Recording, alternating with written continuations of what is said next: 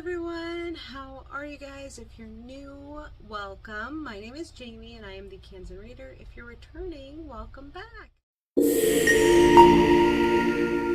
So this is my recent reads.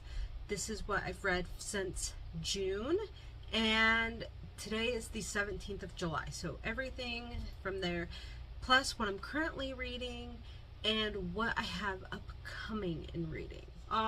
First off, let's start with what I read in the Bible. So I've read Leviticus, Deuteronomy, Isaiah, and Luke.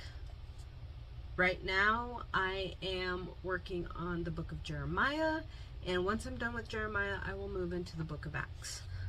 At the end of May, I started a book, but I technically finished it in June, and that is Letters of Faith by T. Bell. This is the second book in the Montgomery Brothers series. This follows Georgia and Grayson. There are two things in life Georgia never expected: becoming a new widow at 30 and receiving letters from her deceased husband a year later.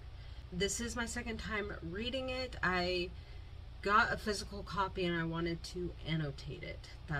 I started that in May. It does not count for my Disney challenge, which I also forgot that I will be updating you guys what I have crossed off on my Disney challenge since then. There are two novellas, Grace Notes and Faith Notes, again by T. Bell. These are novellas in the Montgomery Brothers series. You do have to read the novels first, then go into this one, into Grace Notes and into Faith Notes. It's definitely, you have to read by order. Grace Notes ripped my heart out so bad, but repaired it in such an amazing way. Faith Notes, this one wasn't my favorite of the series. I will say that. I think I rated this one a 4.5 and rated this one a 5. But I really do love T. Bell's writing, and I love that she does not shy away from hard topics, especially like in Grace Notes. Something happens and Emran and Brooks are facing the challenge of their 4-year-old daughter being mad at God and not wanting to pray to him, and they don't know exactly how to approach it because she's 4 years old. She's not gonna understand things the way a more mature mind is gonna understand about God, and sometimes even a more mature mind doesn't always understand what grief and anger and other things can do with your relationship with God. Trigger warnings. So trigger warnings in this one, you deal with the loss of a spouse and you deal with church hurt. In Grace Notes, you deal with illness. The trigger warning in this is anxiety during pregnancy. So that was done. I kind of wish this was a little bit longer and tackled more of the pregnancy, because I mean, it's so small and pregnancy is 9 months. Every trimester there's something super scary. So that was one of my biggest complaints, is I wish this was a little bit longer, but other than that, I still loved it. Working at my local library now, I really rated the middle grade section and slowly started at the first book. I'm going to talk about both the first and the second book, even though I read the second book after a couple others. But that is the Spiderwick Chronicles, the Field Guide, and the Seeing Stone. So I have seen the movie of Spiderwick Chronicles and absolutely loved it. I'm finding out I'm loving the books better. There are, I think, 8 books. I'll have to double check, but my library owns the first 5, so I'll have to get an interloan library for the rest of the series. But they're fast reads. I read both of the first and the second book in 2 hours. I was pretty amazed, and I really do love the story. It reminds me of a younger version of Fablehaven. If any of y'all have read Fablehaven, I definitely would recommend this, but will say it does read younger. Next book I finished was Stay Out of the Basement by R.L. Stine. This is the second book in the Goosebumps series. This one was kind of bad for me, but I think that's also due to the fact that I remember seeing the episodes of the Goosebumps TV series that are based off this book, so it kind of ruined the experience for me because I already knew what was gonna happen. So the next book I read is The Night at Dawn, which is the second book in the Magic Treehouse series. Miss ma'am, what are you doing? You cannot fit in that cubby. Get out of that. The Magic Treehouse series is what got me into reading, along with the Junie B. Jones series. So this series has something near and dear in my heart. I read this out loud to my son, though towards the end he just kind of was not really wanting to pay attention. This is like 66 pages long. You'll finish it within a day if you do pick it up. The Secret of the Old Clock by Caroline Keene. I don't know how to say her last name. Keene or Keeney.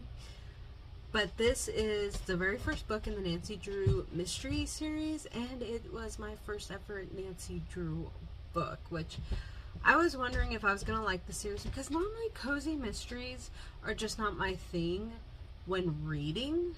I love to watch them, but I don't really like to necessarily read them. Or if there's, I ended up really liking this one. I rated it 4 stars. Super, super good. I think the original, it said, was released in 1930s, and then they revised it in the 50s, but I don't know if I'm remembering that correctly. Now we get to Gone with the Wind by Margaret Mitchell.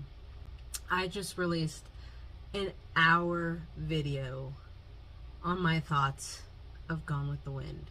And Gone with the Wind has actually kind of screwed up a lot of my reading plans for June, and why I did not update as much as I wanted to, because I wasn't getting as much done because of Gone with the Wind. If you guys want to know my feelings, I'll link the video down below, but I'm done talking about Gone with the Wind. Now for my Disney Challenge update and what I've gotten marked off. So the first one I got marked off is Cinderella, Prompt 5, a character who is friends with animals. The second Spiderwick Chronicles book, Seeing Stone, covers this. Simon, who is Jared's twin, is a fan of animals, and he is kind of a friend with them. This one I felt fit better than the first one because there's a scene with him and a griffin in there, but I'm not going to explain it too much because I don't want to spoil it. The next one I got taken off was Aurora, prompt number 3, which features fairies. This is the first Spiderwick Chronicles book, the field guide. A lot of what they deal with are fairies and fae and stuff like that. So obviously features fairies. The Little Mermaid prompt 5 features a father-daughter relationship, and this is grace notes that I have crossed off on this one with Brooks and, oh my goodness, I forgot the daughter's name. Hold on. Is it Avery? I feel like that's wrong because I have Avery in my head, but the book I'm currently reading is Avery. No, it is Avery. Okay, so I'm not Misremembering. Yes, Avery and Brooke's father-daughter relationship. Next we have Mulan. Gone with the Wind actually crosses this off, and that is prompt number 6, features a battle. So in Gone with the Wind, part 3, they start talking more and more about the battles, and when the battles start getting closer to Atlanta, and of course the battle for Atlanta. With Rapunzel, prompt number 3, MC is locked away. I put The Secret of the Old Clock on this one because Nancy gets locked away in a closet. Merida, prompt number 3, family dynamics. In Faith Notes, we get the family dynamics of the Montgomerys. Then finally, Moana, prompt number 6, character labeled as crazy. Stay out of the basement. Their father is labeled as a mad, crazy scientist. Okay, so what I'm currently reading, I already told you guys what I'm currently reading in the Bible, so now we're going to talk about what I'm currently reading fiction-wise. The Well of Ascension by Brandon Sanderson. I am on page 93, chapter 10. This is the same thing I went through with the first book. It's really good. The writing's amazing, and when I pick it up, I eat up what I do read, but then I get busy and I put it down and I just forget about it. It's exactly what I went through with the first book. Like, I have no gumption to go back and pick this up right away to finish it out. The Inheritance Games by Jennifer Lynn Barnes. My library has this. I think they just have the first book. I'll have to go and see if they have the second. I can't remember if they do. They have another Jennifer Lynn Barnes, but I think it's the spin-off series, The Hawthorne's Legacy. So I'll have to get the next, because this is a trilogy, right? So I'll have to get the other 2 books by Inner Loan. Right now, I am sitting on page 228. Let me see what chapter. So I'm in chapter 34. And the copy they have is large print, so there's that. And I have a sticky note in the front, kind of listing off some prompts this could scratch off. Obviously, it could scratch off a green cover. I'm not sure if there's a romance yet, but the back is really hinting at a triangle. So if that happens, it's still a romance. I will mark it as opposite side of the tracks romance. Terry Blackstock, Last Light. I have checked this out a couple times, but never got a chance to sit down and actually read it because I just either got out of the mood or I needed to take it back. So, and I don't like renewing books over and over because in case somebody wants to read this and they're like too nervous to ask for a hold on it. So I always take things back. But since I'm part of the library now, I do get 30 days instead of 14, so that's pretty nice. I have another young adult book, Ruby Red. I have read Ruby Red before. Oh, sorry, by Kirsten Gier, I think is how you say her last name. I have read this before, but it's been probably since before COVID. I can't really remember. And I want to finish the trilogy, which my library has all 3 books. So I gotta reread this in order to finish the others. The next book I got is Candle in the Darkness by Lynn Austin. Lynn Austin has never steered me wrong.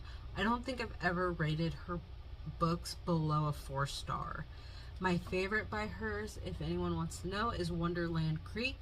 Absolutely love that book. That book is a 6-star in my eyes.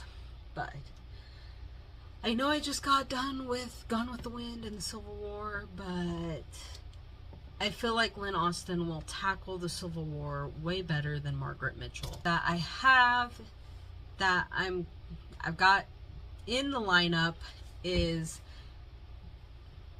Prisoners of Thornbrill. For some reason I almost said Princess of Thornbrill, but I know that's not the title.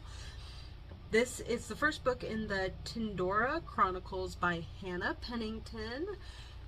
I can't wait to actually start this. This will cross off, is it Mulan or is it Aurora? It's Mulan because it's not Aurora.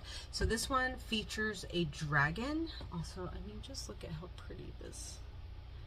So pretty. The details of the dragon scale. And then if you go in close in the eye, it's just so gorgeous. But yes, this is an indie author. I have this book and I have the second book on my Kindle, and I think she just released the third book.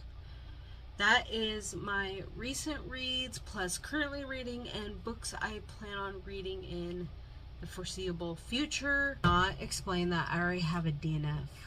I totally forgot.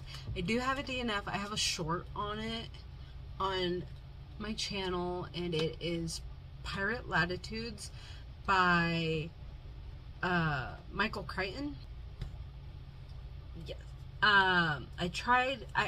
One of the reasons why I got Pirate Latitudes is, one, I like pirates, and again, I want to read more of Michael Crichton, and it had an ocean on the cover, so it was going to mark off ocean on the cover for me. And I thank you for joining me for my recent reads. What are you guys currently reading? I'll see you guys in the next video. Bye!